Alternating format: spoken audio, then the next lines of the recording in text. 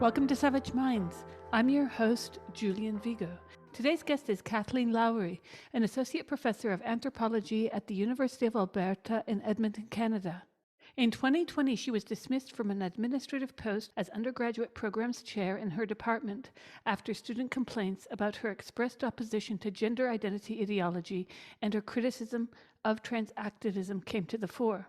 Her first book, based on her research with Indigenous communities in Bolivia and Paraguay, entitled Shamanism and Vulnerability on the North and South American Great Plains, was published last year by the University Press of Colorado. She is currently at work on a new book about the anthropology of women. I welcome Kathleen Lowrey to Savage Minds. I find it interesting that you were dismissed from an administrative post as Undergraduate Programs Chair in your department because students, and we can read this also in Canada, even though less expensive, they are clients of the system and they could complain about your bad behavior.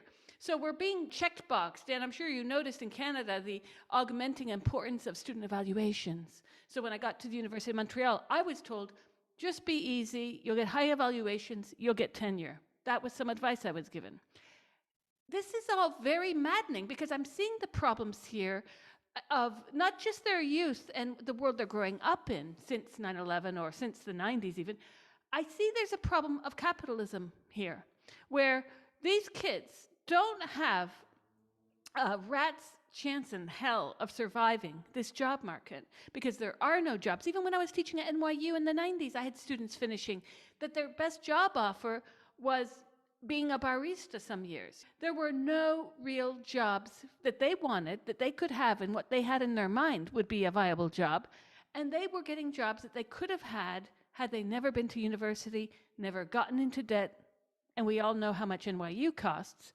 So I see this as part of a problem of the way that this generation, because this narrative of trans activism is being pushed massively by the middle and upper middle classes. These are people who don't want to be elbowed out of jobs, who want a place on that ladder, and they're creating a new niche job market.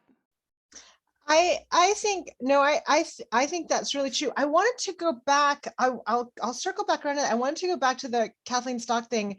I listened to your interview with Julia Long, which I think is terrific, and I really liked it, and I appreciate Julia Long so much. And I don't want to criticize Kathleen Stock because I feel like she's in the crap with the rest of us. But I have. Oh yeah. It has worried me that one of the things you'll often hear about her is it's very unfair for her to be attacked because she goes out of her way to be polite and she goes out of her way to use preferred pronouns. And I think that puts those of us like Julia Long who are less, this idea of like, oh, but no one should attack Kathleen Stock because she's super nice about trans activism. I think, well, okay, if that's the defense of Kathleen Stock, what happens to the rest of us? Because I think the real defense of Kathleen Stock is, well, come on, biological sex does exist. Like this whole discussion is so ridiculous. And it's actually, I think there are aspects of the discussion that are, if the boundaries of the discussion have to be like, oh, you can only be polite, there are things that makes it impossible to discuss. I don't think that there is a polite way to discuss the incredible physical harm done to children who are put on Lupron at a young age, which erodes their bone density, the surgeries that are done on you can't discuss those things politely, and you can't discuss autogynephilia and the degree to which the most vociferous adult male trans activists are overwhelmingly these high testosterone, super macho guys who have a fetish, and there's no polite way to say that. So if we have to maintain this discussion entirely within the bounds of politeness, and the only academics we should listen to or the defense of Kathleen Stock is like, oh, she shouldn't be subjected to anything because she's always super polite. That leaves, Sheila Jeffreys is now emeritus, but that leaves somebody like Sheila Jeffreys entirely out in the cold. I haven't done the kind of publishing that Kathleen Stocker, Sheila Jeffreys have done, but it would leave me out in the cold because I'm certainly in the camp of people who are much less polite about, because I think we really need to name the degree of aggressive male entitlement that is in by the harm that's being done to children. Anyway. No, I agree. And I think it's important also that when women start saying things like, and I've seen this in many of the groups I'm in, well, some women have been traumatized by rape. And my bottom line is that shouldn't be on the table. What should be on the table is that we have the right to sex-based separate spaces. And we don't have to have the litmus test, have you or have you not been raped? That shouldn't even be a concern. And it shouldn't even have to be public information, frankly. That's private. I am, like you, appalled that this movement has been harboring, and we're finding out much more since the Y Spot incident about that guy. Even if he wasn't a pedophile or a rapist or a sexual predator of any sort, the reality is, and this is why I don't understand the exceptionalism that some women maintain when they say, but I have a lot of trans friends. Well, look, I have a lot of male friends. They could be even straight male friends.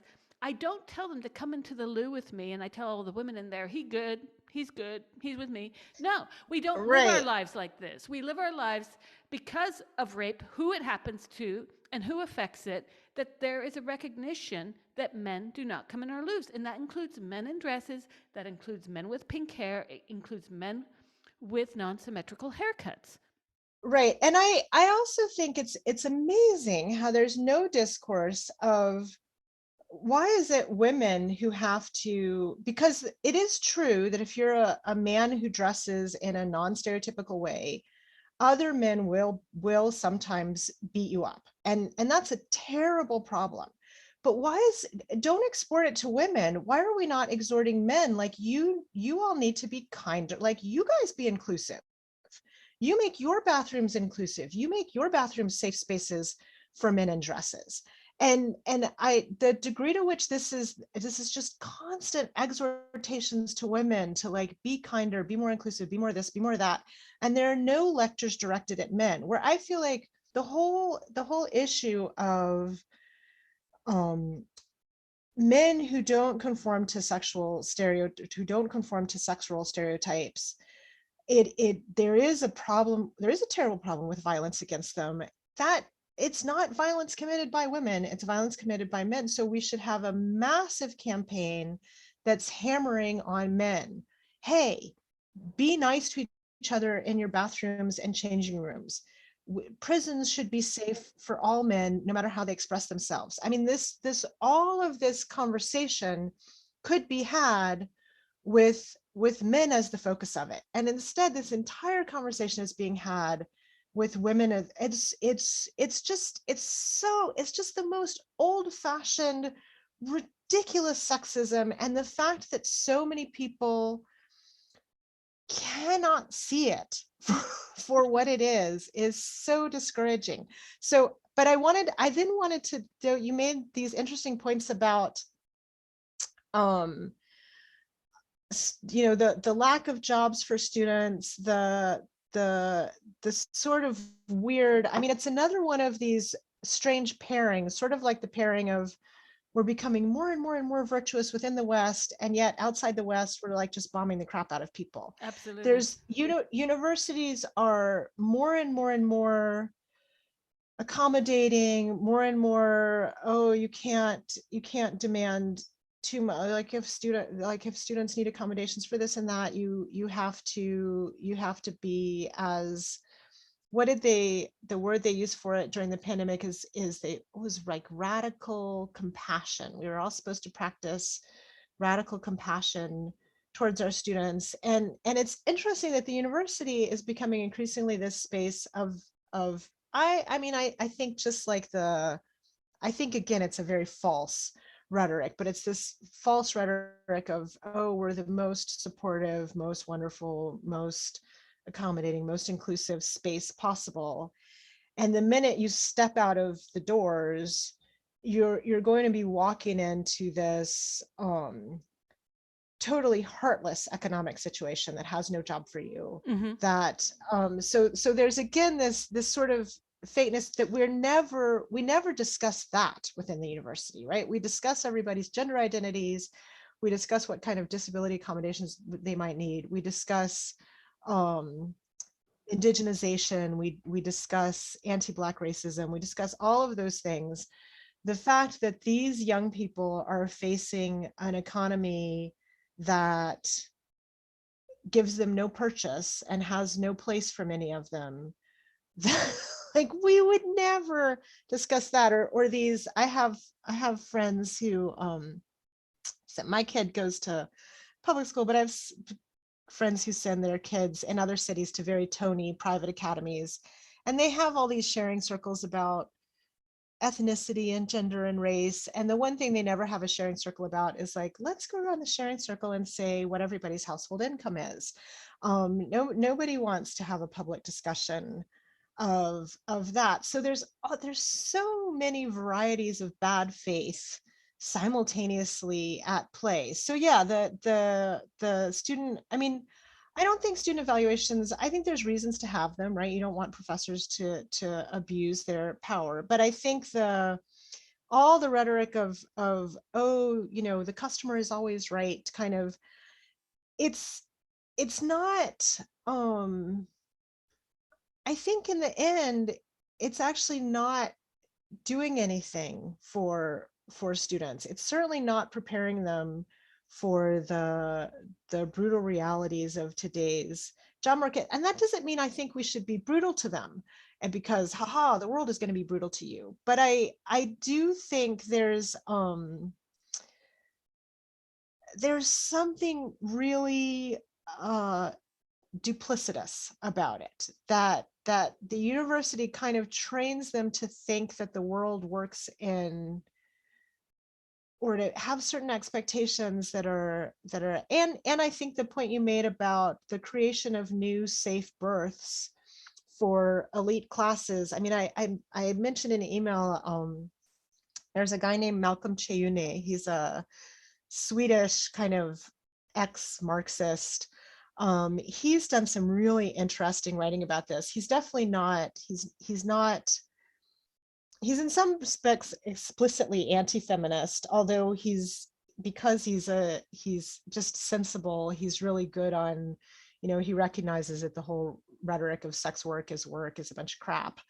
But he's done some really good writing on how all of this stuff that doesn't talk about class is a form of class struggle. So all these sort of carve outs or set asides are actually, they totally only benefit elites. And they're certainly, the elite classes are becoming more multiracial, more kind of, there's all kinds of gender identities and forms of sexual orientation in the elite classes. But, and also Adolf Reed has, he's actually, Oh, he's gotten fried on this, right? Over. but he's terrific on it, because he said, you know, this rhetoric that keeps the kind of, as long as the elite is like, you know, 13% Black and whatever percent gay and whatever percent trans, the fact that the massive split is between a tiny elite and an immiserated mass, it's as if that doesn't matter. It's like, well, as long as the elite class is multiracial, multi-sexuality, multi-gender identity, then like we're done. We've solved all the problems. We can go home as soon as we've accomplished that. And it's another one of these duplicitous pairings, that on the one hand you have this rhetoric of like, we have to have a perfectly, I don't know, that one of the big things on Twitter among academics now is what do they call it? They call it like citational justice. And it's that you have to cite, you have to be citing people of color and women and trans people. And yeah, I mean, you're laughing because it's like, what the fuck is that gonna do for class? I mean, there's just this whole rhetoric that the more you can kind of spin like, oh, we've achieved perfect citational justice. Oh my God, are like children still dying of, I don't know, preventable disease? Oh, well, and, you know, it's so fucking ludicrous. And I I feel like it was not, honestly, it wasn't this bad 20 years ago. I do think there were academics who were sharper about this kind of stuff, and able and willing to discuss this kind of stuff more. So I don't, what has happened to the left? What has happened to feminism? What has happened to academia? It's very discouraging. I completely agree. I was aloof to a lot of it because I'd been asked to teach queer theory at NYU.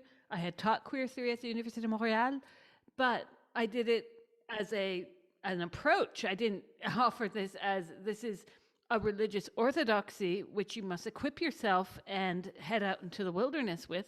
This was never. I mean, this has I become like a that metaphor. survivor's pack. Yeah, but it's insane. Mhm.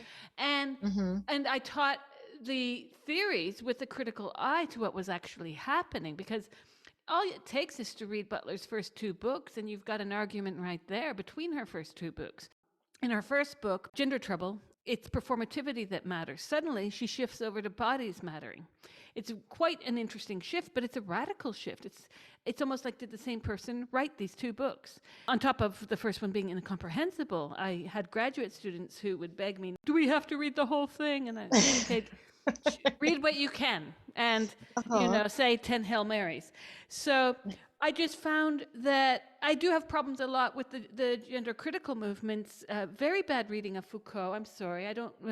Foucault was an inspiration to certain issues in certain books, but he did not at all advocate that people get rubber stamped by doctors, clinicians, states, governments. No.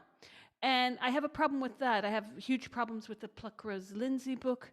I don't think this at all gives an honest rendering of what's gone on. I think there's a lot of, I know when I did my PhD and I had to apply for grants so that I could spend time between Latin America and North Africa researching and writing, I knew one thing, Kathleen, I had to write gender somewhere in my application or some other niche word. And I got the funding. I got a lot of funding. Mhm. So Mhm. there was a very handsome reward for playing into that language. And we were told this. When you write grants, at least in CUNY in the 90s, you would be asked to attend a seminar. There'd be some bureaucrat who would say, these are good things to do. This will help you get the grant. I was paying attention. Now, I happened to write on gender. My first book, my dissertation, which is a book, my first book, was a critique of Butler.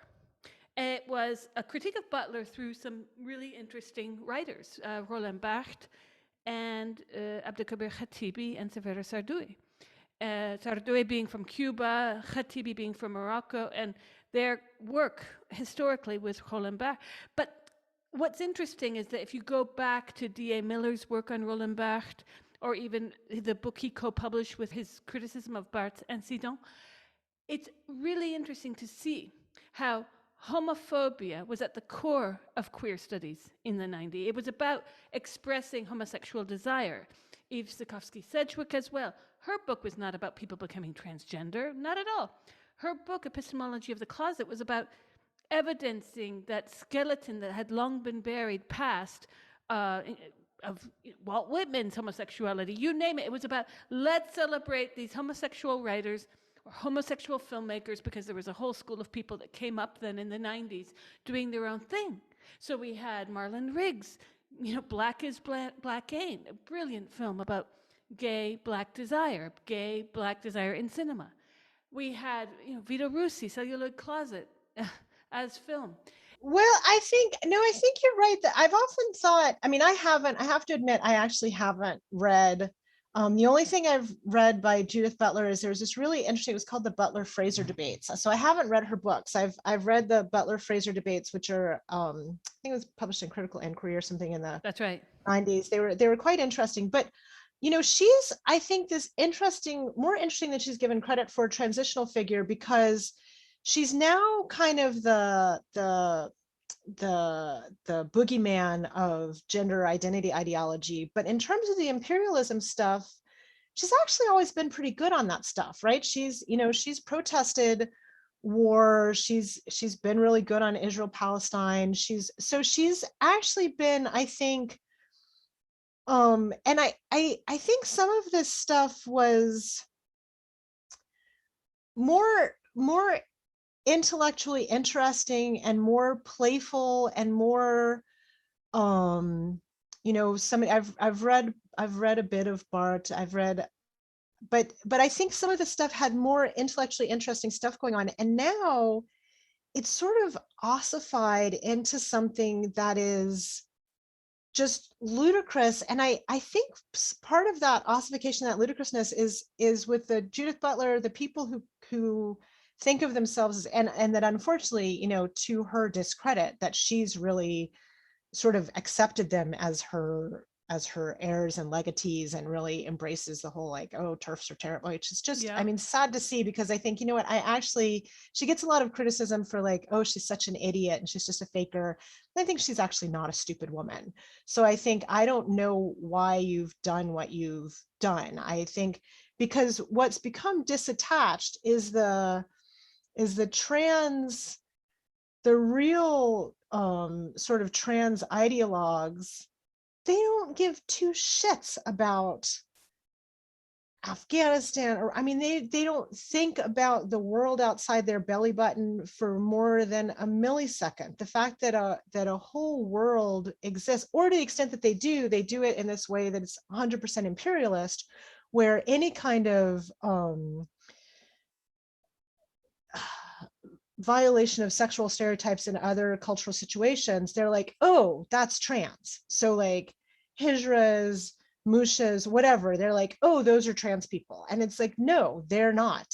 They're like missionaries who see like the story of the Bible everywhere, or they're like, oh my God, that story they're talking about must be like the flood, or it must be their version of the Tower of Babel, or that they think like, we know what the one true faith is, and so we know how to interpret everybody else's stuff, which is in itself, they say that they're they're so imperialist in everything they do. And that, I think, say what you will about Judith Butler, I don't think she did that.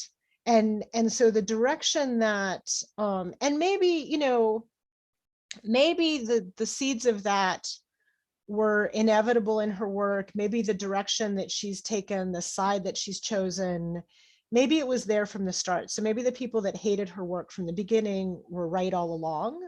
But Mm-hmm. I feel like all of that work could have gone in a different direction, in a different, there were some intellectually interesting things in there. So like Foucault, I think there's a way you can read Foucault that he's just a boy fucking maniac, and that's all that's there. And then there's another aspect of Foucault that's like, oh yeah, it's actually interesting things to say about medical hegemony.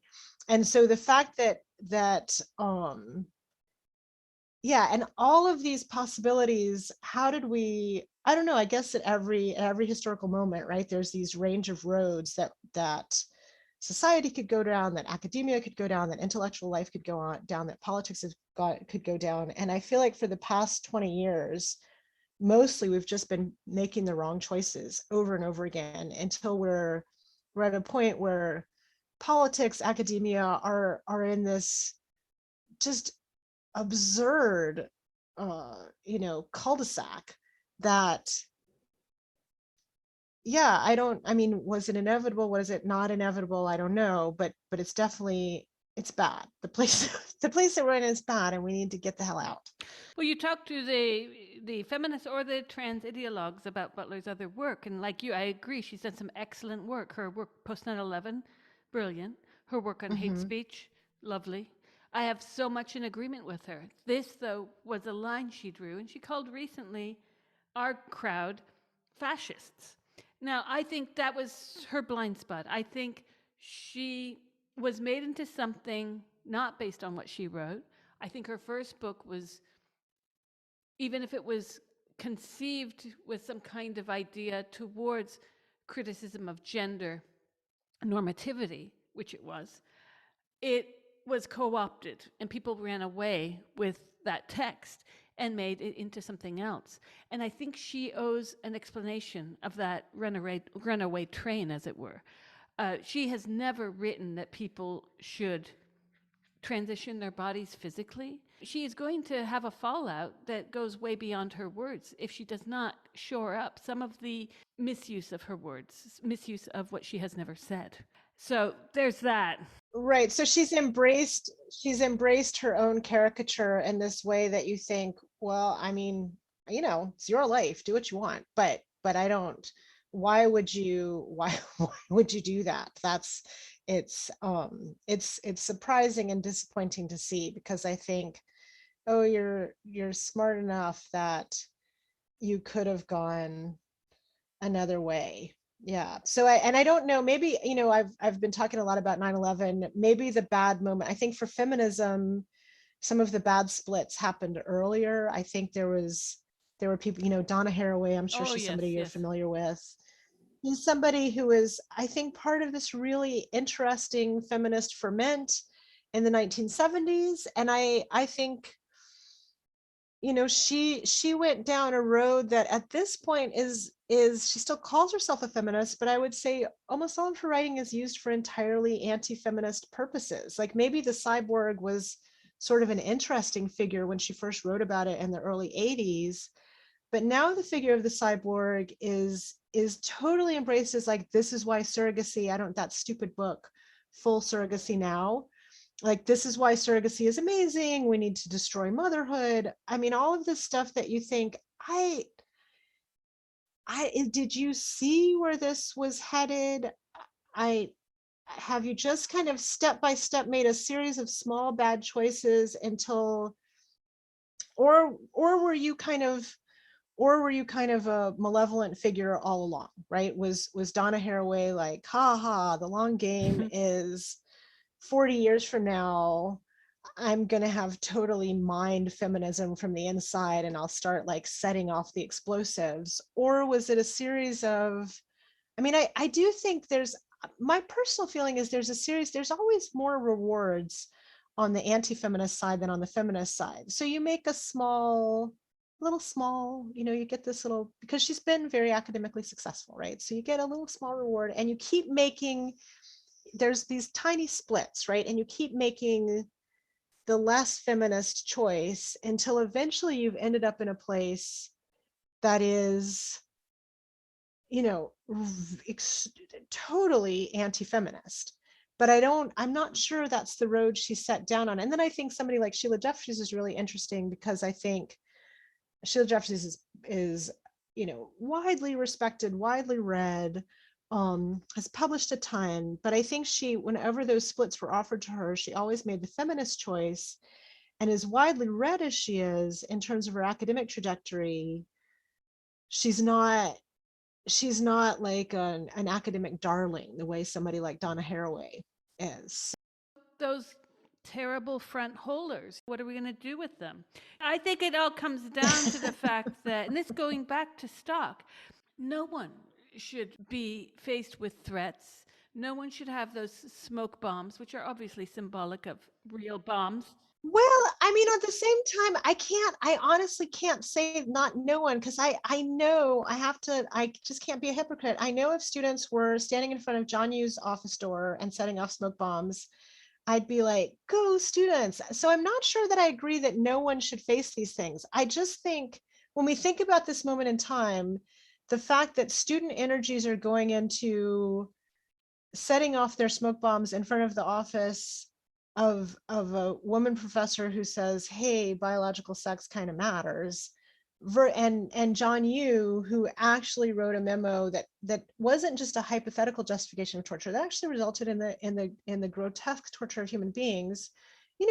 For he I don't know if he bikes, but let's imagine he lives in Berkeley, the weather's nice. So he bikes back and forth from his office every day, totally unmolested by anyone. And I think, okay, right there, that is messed Well, up. it is. There is something It is. I agree. wrong. Although Yeah. I would tell students if I saw them letting off smoke bombs to use the model from, let's say, the protests of the Hijos in Argentina with the escraches, and get a Mercedes Sosa drum and start banging it, show photos of the men he tortured, get a projector, project it on his home wall, do something like that. Like, I would always say, let's not do anything that could come back on you and be said in the right-wing press, you tried to blow him up.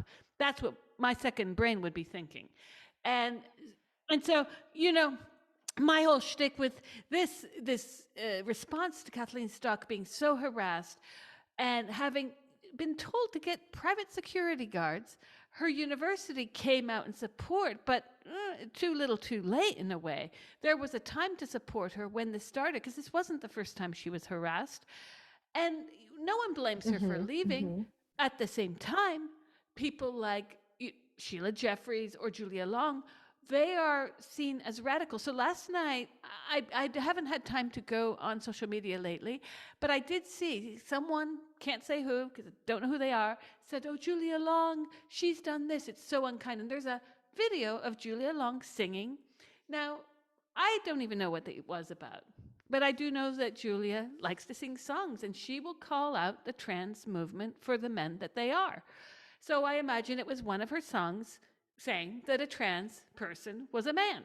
And she has a song that she sings that's is actually that. So I'm wondering, wait, these are gender critical feminists laying into her because she's saying that a man who identifies as a woman. What Julia Long has also said is a man who insists that women call him a woman or else, because that's the thing that we're missing in the media. The media likes to say, transgender woman, she's the first woman who was appointed to, but wait, no, these are men. And so going back to the whole Stock being the nice feminist, I'm sure she's a kind person IRL. I have never met her. We have exchanged emails. She seems like a very intelligent woman. She has been the most courteous on that front in, let's just say, the Brighton, Sussex area. Well, Brighton and her University of Sussex. And I have to wonder why it really matters. I mean, I thought part of the lesson that we were learning from this nonsense was being nice is something we should be pushing against. Not that we should be mean, but the default to not being nice is not being mean. That's the problem. We can be assertive like men. We can say, but you're a man. I just did it on Twitter. I'll wait to see if my account's going to be blocked again or something. But I think we have to push back, just speaking frankly. So this erupted in a debate over, is it so that there was a question at this conference and Julia Long asked, why are you saying that there are radical trans activists? It's all radical. There is no reasonable trans activism because it's all pushing a lie. And then later people said, oh, but Julia hurt so-and-so trans man's feelings. Why is this going on that we can't even get our shit together to just, and it's not about policing language, as Julia was accused of doing, it's about why are women afraid of just saying that men are out there? Well, because I mean, I think you hit on it, right? The most devastating thing is when women just name what's actually happening. I mean, this is the thing that is always terrifying to misogynist systems, because if women just name what's happening for what it is, there's nothing more kind of devastating and threatening. And so that's why I think, Julia Long is really courageous. I really appreciate her, and she's not being rude. She's just naming things as they are, and just naming things as they are is always the most scary thing you can do to an oppressive ideology, because it tries to convince you that what's happening is not what's happening. And so if you just sort of say, no, what's actually happening is, and I'm just going to name what's happening, that's the most terrifying. And so that's why, Julie, and it also, and I'm not, when I'm saying this, I'm not criticizing Kathleen Stock. I think people can choose to conduct themselves however they wish. But it's interesting to watch the amount of praise that is heaped on her for being polite. I mean, and I'm really, I feel like this is going to be heard as I'm criticizing, and I'm really not. I'm 100% behind her. But I think that it's interesting to watch. The larger world is like, oh, women who are sort of polite and accommodating, like we really, those are the women that, and we're always going to name that in the sort of list, because what people should be defending, the grounds on which they should be defending Kathleen Stock is not that she's so polite and so nice. It's that, and it's not even academic freedom, because it's not what she's saying is not, I'm sure her book is very smart. So I'm not casting aspersions on her book, but it's not rocket science that you have to be a pointy-headed professor to know that lesbians don't have penises, like that. You don't have to have gone through 10 years of school. That's not a special thing that, like, oh, you have academic freedom, so you're allowed to make this sort of peculiar and abstruse point about how lesbians don't have penises. Everybody is, I mean, that's just a plain fact in the world. So Julia Long just sort of, so it's interesting how supposedly threatening people describe her as being, like, oh, she's rude, she's awful, she's mean, she's hurting people. And she's this very nice, very sensible woman who's just naming plain facts for what they are. And look at how monstered she is for it. Look at how scary that is. I mean, if that doesn't, this whole process, at the beginning of it, I never would have called myself a radical feminist, because I would have felt like, oh gosh, little milk toast me, I'm not a radical feminist. But the more you watch this stuff, you think, holy crap, if I didn't believe what the rad fem said before, I believe it now, because I'm watching it made manifest every day, that this very nice, plain-spoken woman, because she says, hey, that's a man. She's in, I mean, it's a combination of like scary, infuriating, ridiculous. You're listening to Savage Minds, and we hope you're enjoying the show. Please consider subscribing. We don't accept any money from corporate or commercial sponsors, and we depend upon listeners and readers just like you. Now, back to our show. It's the movement that I find interesting, even anthropologically speaking, because I look at the way in which these women come together, they band together on the internet to support, rightfully so, women like Kathleen. And there's many others. I've had many of them on the show. My God. I mean, no one should be fired for stating an opinion, first of all, even if that opinion happened to be wrong. God knows. We've seen lots of that. You don't see people getting fired from their jobs because they think there was a Wuhan leak. You know, they read many reports, and their confirmation of their beliefs is that there was a leak in the Wuhan lab. Of course, people wouldn't be fired for that, but people are losing their jobs for saying that sex is anatomical. Let's even begin with that.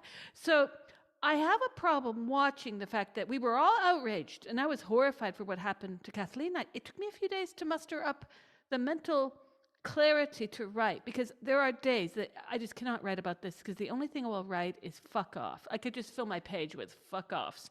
Right. Because it's so ridiculous that we are put in this position. Like, I thought, wasn't this left in the Middle Ages when women were left at home? Well, don't I continually feel like I understand prior ages now, that when you read about them, you think, oh, how did they convince themselves that somebody was a witch? Or I think a lot about religious wars, like people being burned at the stake because they had a slight, you know, they thought the Holy Ghost was either tripartite or not tripartite or whatever. And you're like, oh my God, how could people have gotten so exercised about, and now I feel like, oh, I understand it, because this, when you get this kind of sort of frenzy whipped up, it's not a medieval mindset. It's something that is, human beings are unfortunately universally, cross-culturally, trans-historically, they seem prey to falling into these frenzies. And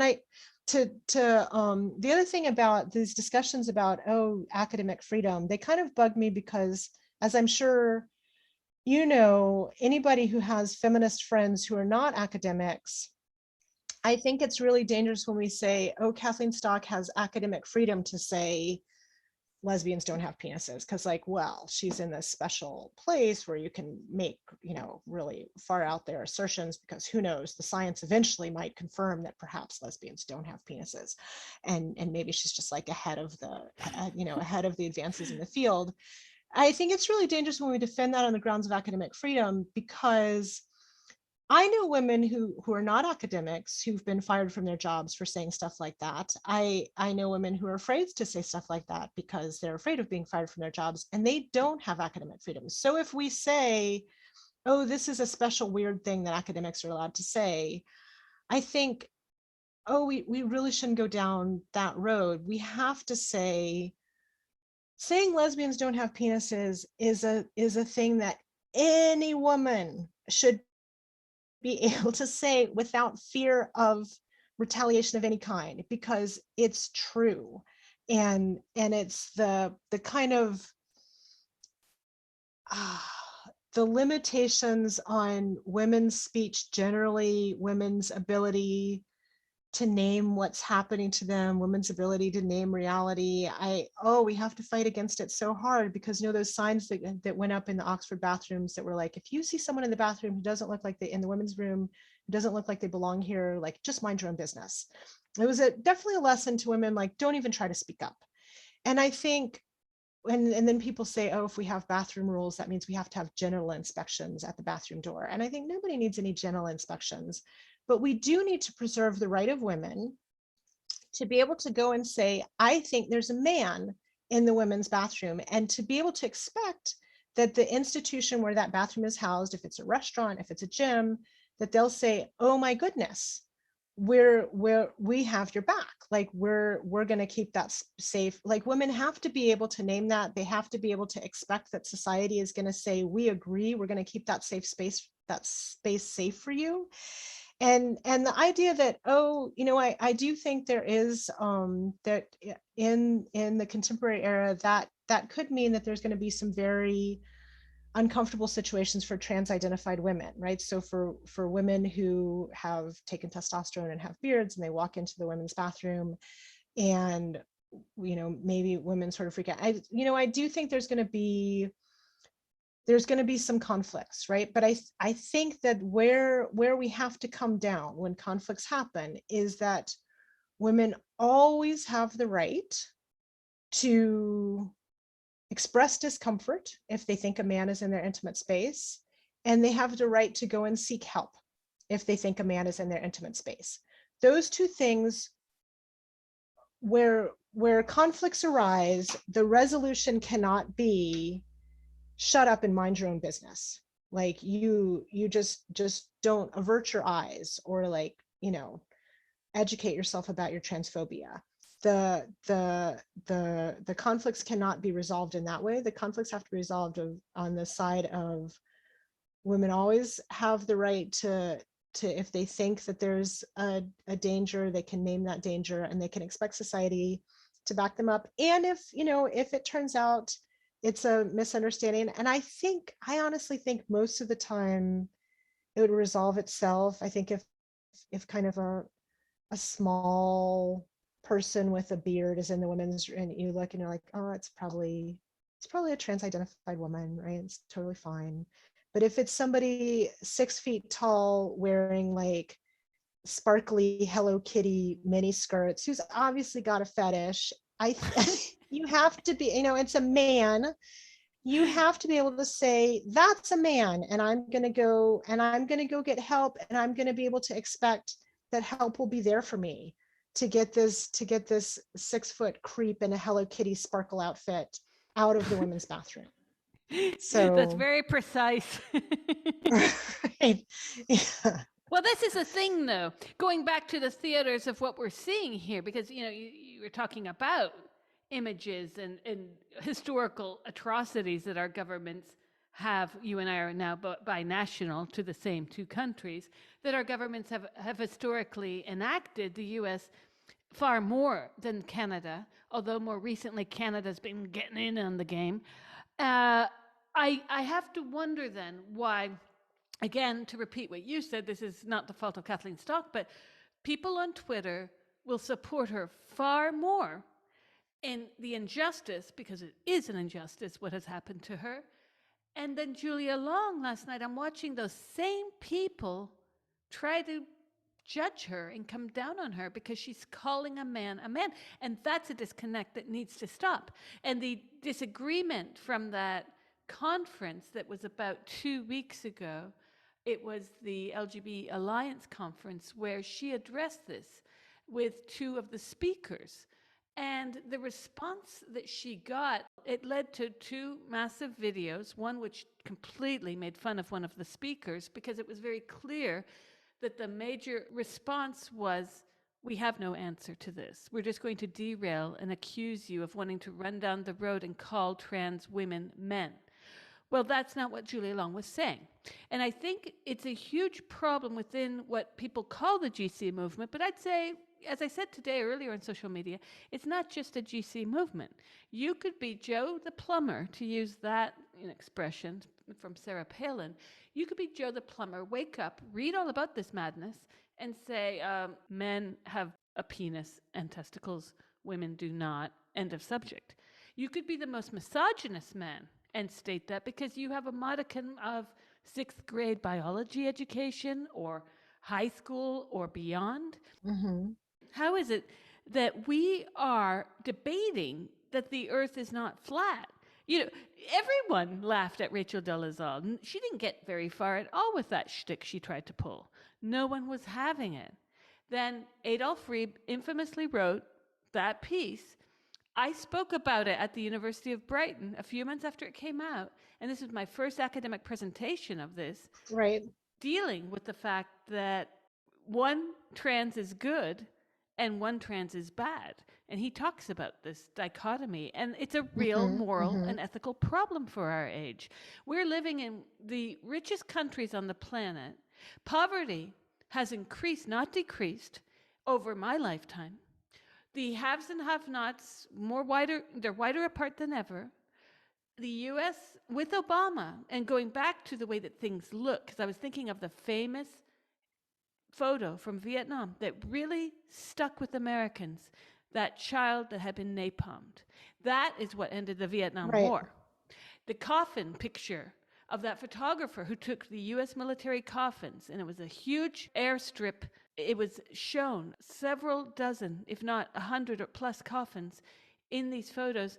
And she lost her job over this. And we're unable to take the material reality of death, which is part of our primal instincts as humans. That's pushed into the recesses entirely. And now we're selling penis is lesbian. It's insane. So why is it that the people saying that people like Kathleen Stock should not be bullied into having to leave their jobs? Others, like Maya Forster, who was actually not renewed her contract for saying something similar to Kathleen Stock, that sex is real. Why is the nice feminist being more supported in the Twitter mobs out there rather than the likes of Julia Long, who's saying, well, no, these are men. And there is no radical trans activism because it's all really insane. We should stop calling men women. Right. And Julia Long, that in her piece, A True Transition, I think it was called, where she talks about, to the extent that you accept these men who say they're women, you create a space that's unsafe, for example, for trans widows, because you're sort of taking the side of the husband over the side of the wife. I mean, it's actually not kind. It's a choice about who you're going to be kind to. So you're going to be kind to these men, and you're going to create a space that probably makes trans widows very uncomfortable and feels like a space that they're not safe in. But I think the bigger issue is just, it seems like we're living in an era that the powers that be want to train us to be frightened and uncomfortable about just naming reality. And I think this is, we see it very clearly in the case of gender identity ideology, but I think it goes across the board. And I think there's a lot of realities that they've been quite successful that we're not naming at all. When you're talking about Canada's role in imperialism, Justin Trudeau is supposedly the most anti-racist, feminist, inclusive, wonderful little fuzzy bunny that ever hopped across the prime minister's desk. You know, under his administration, the Canadian military were going to sell a bunch of tanks to the Saudis, which of course they were just going to use to in their campaign of killing Yemeni. I mean, that the whole catastrophe in Yemen, the starvation, I mean, that was never front page news anywhere. So there's all these realities that we've ceased naming at all. So and that I think is just so, when you think about the left and academia of 20 years ago, 40 years ago, there were tons of academics and leftists who were yowling about imperialism all the time. You know, there's people worried about the Sandinistas, worried about Vietnam, and things like, I don't know, you know, I don't want to be too high and mighty. Like it's not like I was organizing protests about what was going on in Yemen, but there's these vast swaths of actually existing horrible reality that we never ever speak of. And I just think these habits of mind and this training to not speak of tons of actually existing situations, it's pervasive. And I do think we have to push against it, that Julia Long is not being mean. She's just describing, I don't know, she's just describing plain facts. And there is this whole, like, I mean, I do think there's this weird, I think many people would experience it as rude and unkind if the next time you made the point about how George W. Bush has been rehabilitated, that if he was on one of these like jokey talk shows and he's telling us about his paintings and he's doing his little crinkly-eyed smiles, if somebody was to say, hey, you know, a lot of children were killed during your presidency, or like a lot of human beings were tortured, people would experience that as, oh my God, like, it's like you farted at a dinner party, right? You know, how could you do such a thing? And I don't know. I like kindness, I like politeness, but the disciplinary uses of politeness and kindness are really kind of out of control right now. Well, there's also the fact, if you remember Tommy Frank's infamous statement, "We don't do body counts." Of course, he was referring to Iraqis and Afghanis. And the numbers of those who've been killed directly by war and violence in Iraq, Afghanistan, Syria, Yemen, and Pakistan, at the most conservative, is 800,000. And then that's a conservative number. It's widely believed to be far more than that. And yeah, like more than 1 million human beings. Yep. And you know, the West, which is like going through these orgiastic rituals of the sins of the past and how terrible, and now we're all anti-colonial and anti-racist, and at these events they never fucking mention the million dead within recent memory. It's something really terrible is at work in our society. I would have to maintain that this is some kind of mass experimentation. How far can we get people to deny reality? If you can get societies, and they have successfully gotten a lot of people on board on the female penis boat, if you can get people to parrot that, job done.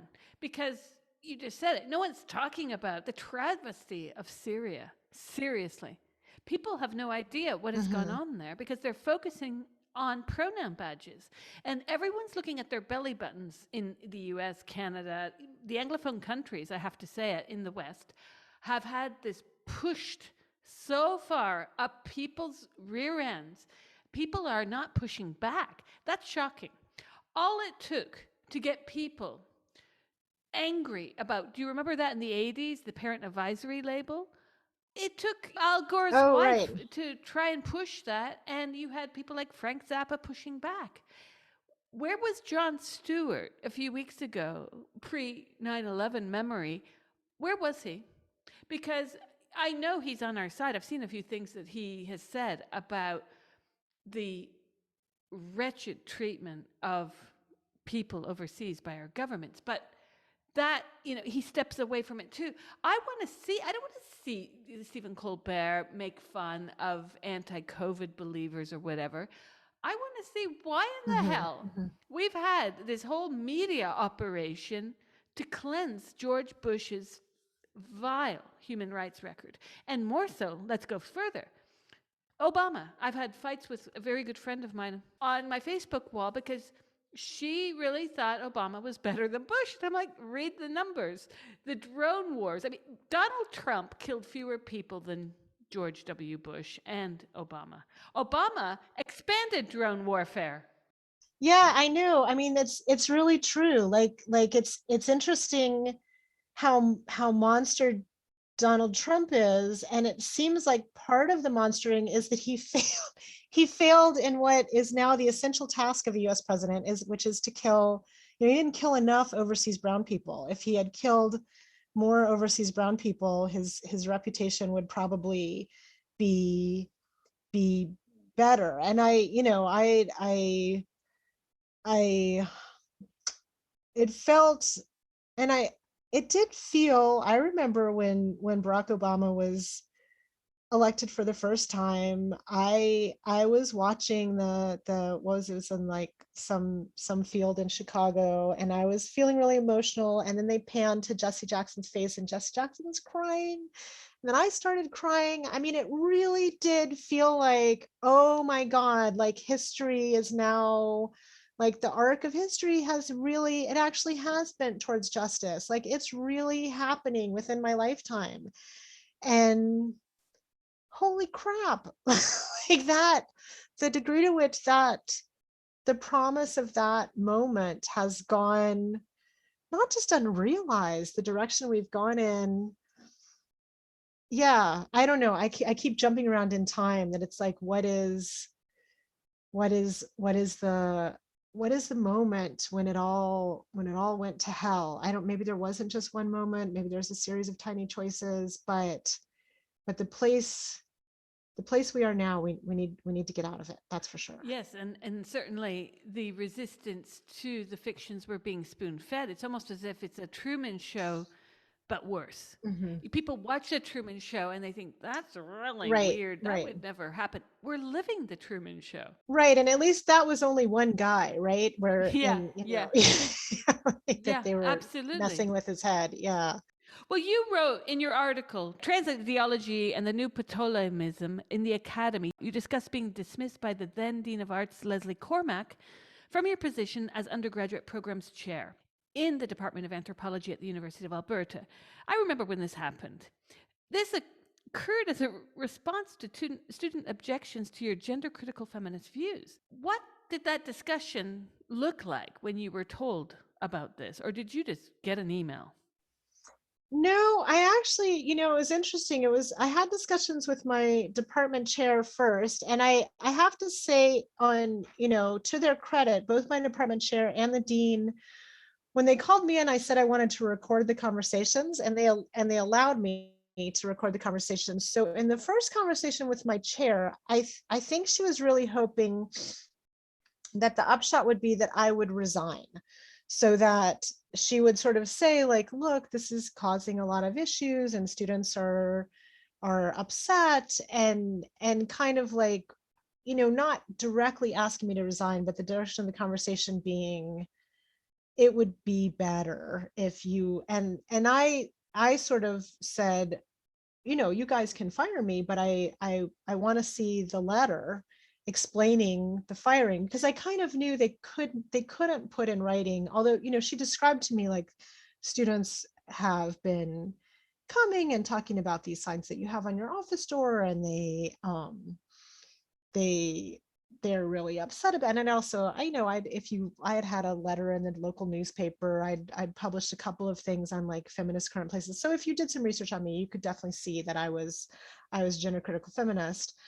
So the upshot of that conversation is I said, well, look, I'm not resigning. But of course you guys have the power to fire me. So then I got called in to see the dean, and I said, look, I'm going to audio record the conversation. And that conversation, she she was in a funny way sympathetic. She actually didn't, when I said the word turf, she was like, what's a turf? And then she said, oh, we have these issues a lot, like students kind of getting really riled up. And again, I said, look, I'm not going to resign, but if you feel you need to fire me, go ahead. I just, write me a letter. But in the end, what the university refused to ever do, because they couldn't, is to put in writing why they dismissed me. So they just said, you're not effective in the role. But of course, because I had these audio recorded conversations, I know exactly why they dismissed me, right? It was described to me at length in both of these audio recorded conversations. But the official position of the university is there was no particular reason for which I was dismissed, because they couldn't say, I mean, they are a university, they know what academic freedom is. So they couldn't say, hey, you have points of view students don't like. But I think in general, and I don't want to blame too much my chair and that dean. I think really the person behind it was our dean of students, Andre Kostopoulos. And I think that one of the justifications for the huge salaries they earn in those administrative roles are this idea of like, we are making the university a more socially just place. So he was apparently really soliciting complaints from students. So not just like really wanted students to come in and put down in writing all the bad things I had done. And interestingly, students were very unwilling to do that. I think because at the end of the day, there was two things. I think they didn't want to lie. So they couldn't make up, like no one wanted to put their name on a statement that said like, oh, she tried to kick me in the head or whatever, like something that would actually be actionable. But they also couldn't understand, because of the messaging the university gives them, is like, how is it possible that, like, what do you mean we have to put our names down and sign on a piece of paper? Like, the messaging of the university to us is a lady who thinks bad things, like she gets the axe right away, right? Like, because the messaging of the university is like, we're on the side of equity, diversity, and inclusion. And so I think students were genuinely puzzled. How is it not enough for us to just tell you we don't like her? And I think so. I think there was some behind the scenes stuff where the university was trying to figure out, like, so then I think they then came up with a strategy of like, let's invite her in and try to explain to her why she should resign. And then I just wouldn't, because they couldn't get the kind of formal complaints that they would need to make a formal process, because I hadn't done anything actually actionable. I hadn't written on the top of somebody's paper, like, you get an F because you think lesbians have penises, or ha ha ha, I'm going to make fun of you to your face, or any, the kinds of things that would actually, so all I had done was express the wrong views. And you really can't fire people at universities for expressing the wrong views. So yeah, I that it was a stressful experience, because I thought, well, if you comb through anybody's life, maybe they will be able to find something that they can fire me for. I mean, there was nothing in particular that I could think of, but I thought, God only knows what kind of, I was already at that point a pretty lively commentator on Spinster, which is like Twitter for radfem. So I was like, I don't think I've said anything that be counted as hate speech, but they definitely could find something on Spinster as a whole that they could say, and then they could say like, look, she's on this website at which hate speech is expressed. But I think that maybe the reason they didn't do that is, it's like I don't know, like the kind of comedy scene where you start pulling on a thread and then suddenly you've pulled up, or like you've got your fishing line and you think you've got a big fish and it turns out you have, like, I don't know, a sunken battleship or something. I think once they started pulling on that line, it was like, oh no, if we start to publicize, if we go after for that, we'd have to publicize like the existence of Spinster. People might go and look at Spinster. They might start to think, oh wait, like these ladies really have a point. So I think at that point they were like, I think they just wanted the whole thing to go quiet again. It was like, oh, we've dismissed her. And the situation right now is my faculty union, I would say rather unwillingly, is pursuing a grievance on my behalf, almost because they couldn't not. They did their best. They tried to get some external legal advice that was like, oh no, she's just been subject. The external legal advice said, because I think my faculty union didn't want to defend this case, they're as woke as everybody else. The external legal advice said, oh, this professor shouldn't, like, who does she think she is? Like, she can't expect that she's not going to be subjected to discipline. And so then my faculty union said, well, look, this external legal advice says you don't have a chance in your case. And I wrote back and I said, listen, I wasn't subjected to discipline. Like, I would have welcomed a disciplinary hearing, but the university actually didn't pursue formal discipline against me. So I'm not saying don't discipline me. I'm saying, yes, please discipline me, hold a hearing and discuss all the students that I turned into newts and parade them before me, because none of those. And then they had to say, like, oh, fuck, that's, sorry, I keep using bad words. They had to say, oh, crap, it's true. You were not subjected to formal discipline. And I also think I think everybody in this situation they know what they're doing isn't right. So I think that's why the university's initial position was, hopefully we can just make her resign and then we can get rid of her, but we don't have to, like, we know it wouldn't be right to fire her. But then it was like, oh no, we do have to fire her. I think my faculty union also was like, oh, we don't really want to defend this case, but we kind of have to. One of the other things that I think made a difference is I asked them for an update because I said I've been invited to talk about it at the Women's Human Rights Campaign webinar. And I think they were like, oh gosh, is this going to become public? Like, are we going to look bad? Oh, okay, we'll pursue your discipline. Like, we'll pursue your grievance. Okay, we have to pursue your grievance. So there's a lot of reluctance. And it's interesting, there's, from my colleagues, there's some people have expressed private support. But there's kind of a reluctance. I don't know, there's kind of a lot of sort of shamefaced looking at the ground. Like, on the one hand, we think you're terrible, like officially we think you're terrible, but I think a lot of people most closely involved in this kind of know that what they've done isn't quite right. You have pointed out some of the things I've been thinking over the last several years, that we maybe ought not to be focusing only on people in academia, because ironically, even though Kathleen Stock left the University of Sussex, she could have stayed and fought and won, although if I were her, I wouldn't have had it in me either, because these are long battles. And as many people know, with legal battles, it's a choice. You can have your life or you can become the legal battle. And I don't blame her for having made that choice at all. At the same time, one of the people I've interviewed on the show, Renee Gerlich, was telling me how her employment as someone who was a clerk in an art store, minimum wage, was put into peril. And she's a feminist writer as well. She had no job security, and we hear very little about women from the working classes. I agree with you. And I think this is a huge part of the problem within the gender critical movement. I agree with you totally. I think the really awful cases are the ones we never hear about. So I know a woman here in Canada who was, because it became public that she was involved in this kind of activism, she lost her job.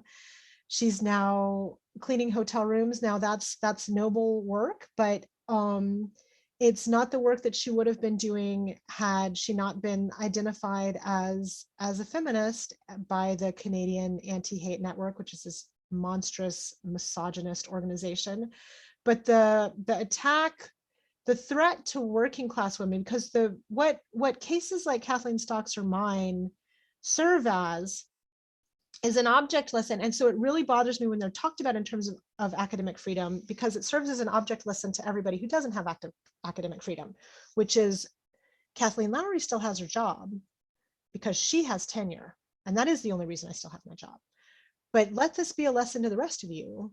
Say that lesbians never have penises and you're going to get the axe. And I know women who've gotten the axe. I also, I'm one of, because I also get all the messages from students who are frightened to say what they actually think in class, who the research projects they're not pursuing because they don't have tenure and they know it will come down on their heads. if they take this position.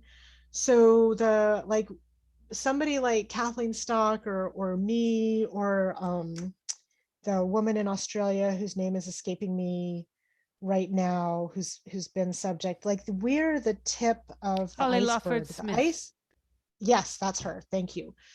The iceberg is, what do you think every woman who works for the University of Alberta, who works for the physical plant, or who is a administrative clerk in the registrar's office, what did they learn from my case? They learned from my case, if you share Kathleen Lowrey's views, do not make a peep, because the only reason she's not out on her butt is because she has tenure. Do you have tenure? No, you would be out on your butt in 2 seconds. And the university made no bones about when they would be interviewed about it, they would say, oh, she has tenure and she's still free to research whatever she wants. I mean, they were very careful to talk about how tenure protected me.